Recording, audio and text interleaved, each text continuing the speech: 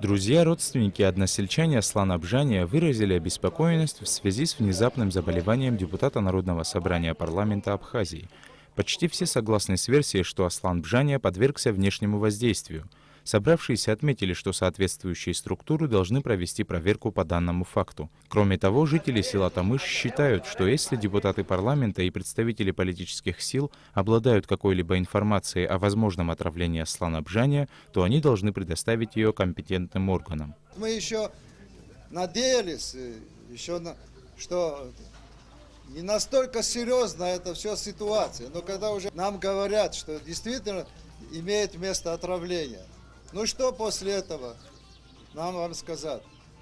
Дальше, что мы будем строить государство таким методом. Вы прекрасно все помните, на весь мир мы прогремели с этим делом в случае покушения на Анкваба.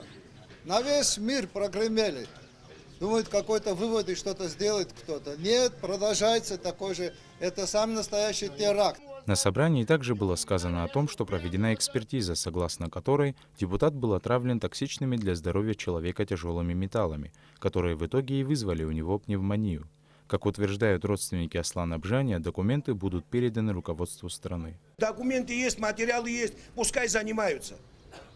Я хочу сказать большое спасибо всем за то, что отреагировали. Это касается не только нас, рода бжаниевцев, это касается нашего государства. Это сегодня коснулось нас, но завтра коснется каждого. В завершении встречи собравшимися было решено сделать обращение к парламенту республики с просьбой отсрочить выборы президента Абхазии до выздоровления Аслана Бжания, чтобы у него была возможность принять участие в предстоящей избирательной кампании. Саид Джарсали, Алексей Бастругов, Анатолий Маланья, Абхазское телевидение.